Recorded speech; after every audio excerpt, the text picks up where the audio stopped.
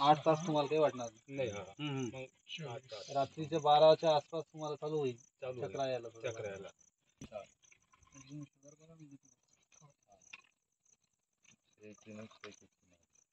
बाबा तुमचं वय 70 करू का?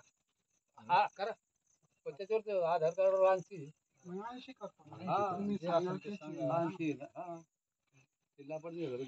तुमच्या सगळ्यांचं गाव लाड सांगितलं.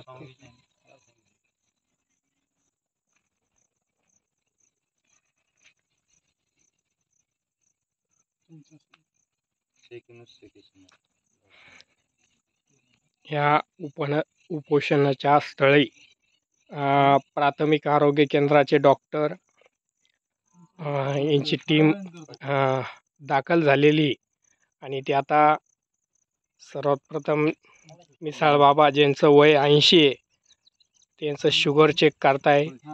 ते सकाळी जवळजवळ 11 वाजेपासून ह्या ठिकाणी बसलेले आणि हे उपोषण किती दिवस किती कार्यकाळ चालन याची काही सांगता येत नाही. कारण शेतकऱ्याचा मुख्य व्यवसाय हा शेती आणि शेतीला जोडधंदा नाही.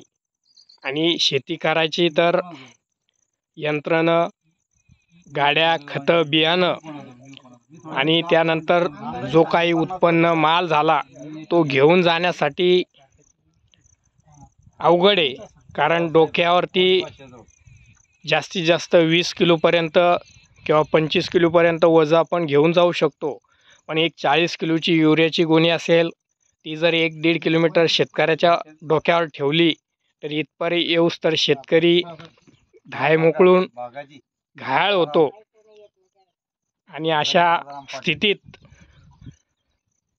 जर विचार केला तर शेतकऱ्याला कमीत कमी 10 फुटाचा का होत नाही रस्ता, बैलगाडी, ट्रॅक्टर जे काही यंत्रणा असेल किंवा दुचाकी गाडी जी त्या दुचाकी गाडीवरती 2 युरियाच्या गोण्या म्हणा किंवा कोणत्याही खताच्या किंवा काहीतरी घेऊन जाणे इतपत किंवा येणे इतपत रस्ता जर योग्य असेल तर नक्कीच शेतकरी शेतात येऊ शकतो, जाऊ शकतो.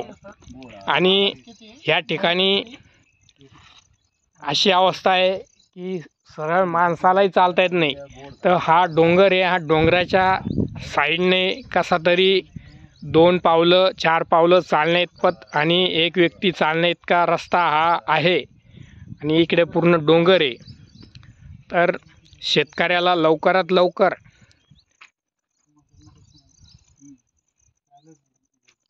रस्ता मिळावा यासाठी स्वतः शेतकरी उपोषणाला बसलेले आणि त्यांची एकच मागणी आहे ती आपण जाणून घेणार आहोत. नेमकं अनेक दिवसापासून संघर्ष चालू आहे.